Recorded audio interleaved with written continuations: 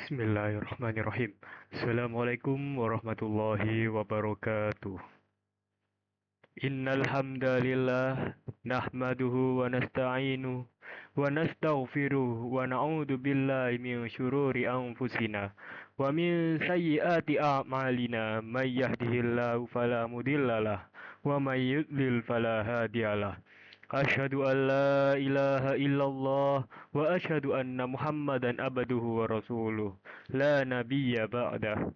Allahumma salli wa sallim wa barik ala habibina wa syafi'ina wa qurrati a'yunina Muhammad wa ala alihi wa sahbihi wa sallim tasliman katsira amma ba'du.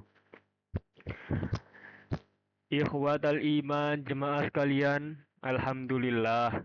Mari kita bersyukur karena Allah Subhanahu wa taala atas segala nikmat yang telah diberikan Allah kepada kita.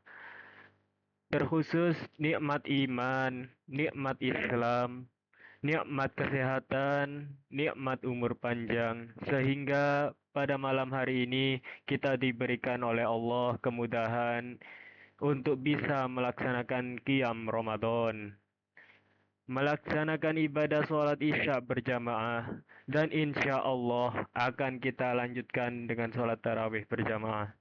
Semoga hal ini bisa menjadikan kita orang-orang yang diampuni dosa-dosanya oleh Allah Subhanahu wa taala. Sebagaimana sabda Rasulullah sallallahu alaihi wasallam, "Man qama Ramadhana imanan wa tisaban, ghufira lahu ma taqaddama min dzambih." Barang siapa yang melaksanakan qiyam Ramadan dengan penuh keimanan dan mencari ridho Allah, maka akan diampuni dosa-dosanya oleh Allah Subhanahu wa taala. Amin Allahumma amin.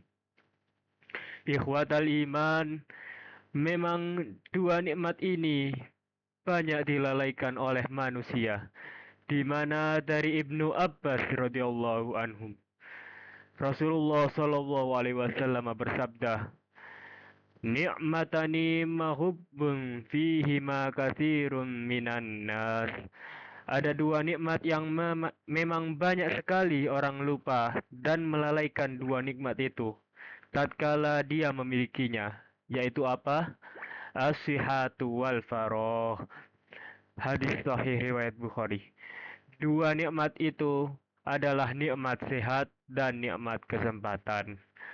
Maka mumpung kita diberikan oleh Allah kesempatan bertemu dengan Ramadan, mumpung kita oleh Allah diberikan kesehatan, maka mari kita bermujahadah, bersungguh-sungguh dalam menjemput rahmat Allah, mencari hidayah Allah, karena sesungguhnya orang yang bersungguh-sungguh dalam menjemput hidayah Allah, pasti Allah akan berikan jalannya. Pasti Allah akan berikan hidayahnya sebagaimana firman-Nya.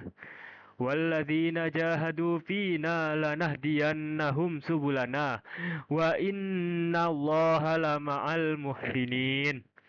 Dan orang-orang yang bersungguh-sungguh mencari hidayah Allah, menjemput hidayah Allah, maka Allah beri jalan itu. Dan sesungguhnya Allah senantiasa bersama orang-orang yang berihsan. Ikhwatal jamaah sekalian, pastinya di dunia ini kesempatan kita menanam amal-amal kita. Bahkan juga semua yang kita miliki, yang kita lakukan akan menentukan apakah di akhirat kelak kita akan menjadi apakah di akhirat kelak kita akan menjadi orang-orang yang beruntung, orang-orang yang memanen apa yang kita lakukan di dunia ini, karena setiap yang kita lakukan ada pertanggungjawabannya.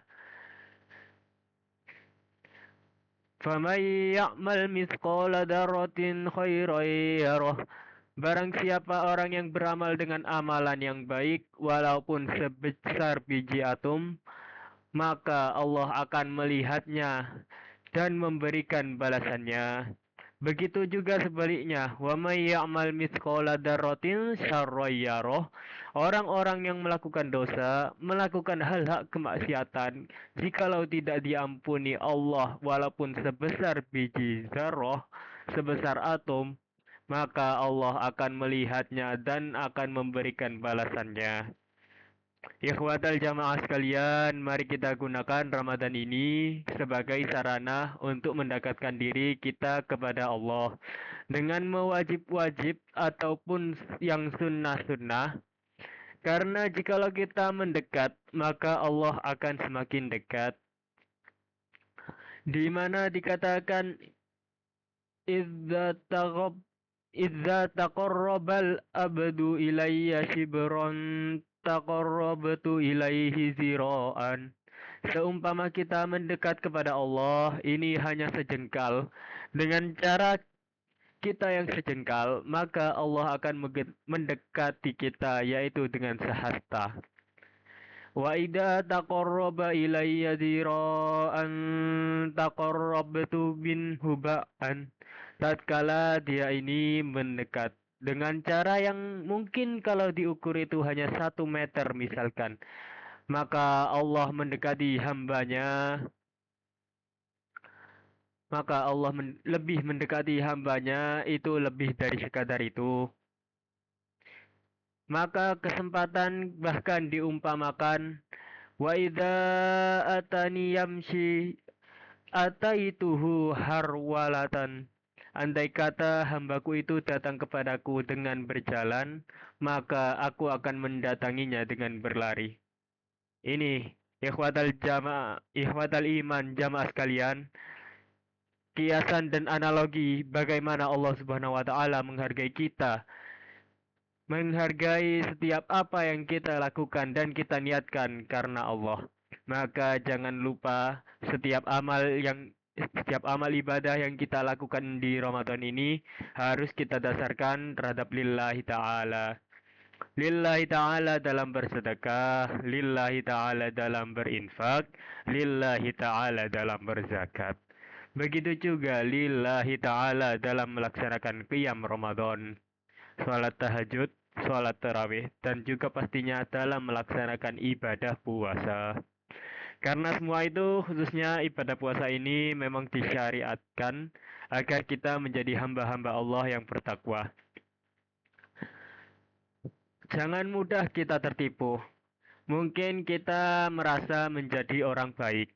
Rasulullah SAW yang sudah dijamin surga, yang diberikan oleh Allah penjagaan untuk tidak bermaksiat, masih terus beribadah kepada Allah. Bahkan beliau ini bersujud kepada Allah, sholat kepada Allah, bahkan sampai kakinya itu bengkak. Sampai-sampai istri beliau menegur, mengingatkan karena merasa kasihan kepada Rasul ini. Saking semangatnya dalam ibadah itu sampai bengkak kakinya. Kata beliau dari Aisyah radhiyallahu anha, anna Nabiyya sallallahu alaihi wasallam kana yaqumu minal lail hatta tatafattara qaddamah. Beliau itu nabi itu. Beliau itu nabi itu, kata Siti Aisyah, bangun malam sampai bengkak kakinya. Kalaupun kita bengkak ini bukan karena sholat, Pak ya. Pernah bengkak mungkin karena asam urat atau yang lain. Tapi kalau Rasul karena ibadahnya yang luar biasa semangatnya. Akhirnya fakultu lahu, aku berkata kepada beliau sebagai istri, lima tasna'u hazna ya Rasulullah. Kenapa panjenengan sholat sampai kakinya bengkak begitu? Padahal kata beliau, wa qad ghafarallahu laka ma taqaddama min dzambika wa ma ta'akhkhar. Padahal Allah sudah mengampuni dosa-dosa panjenengan, baik yang dulu ataupun yang akan datang. Karena mustahil juga Nabi itu berdosa, karena sudah dijaga oleh Allah. Akhirnya Nabi mengatakan dalam bersabdanya, afala uhibbu an akuna abadan syakura. Apakah kamu tidak senang? Apakah aku tidak senang jikalau aku ini menjadi hamba-hamba Allah yang bersyukur?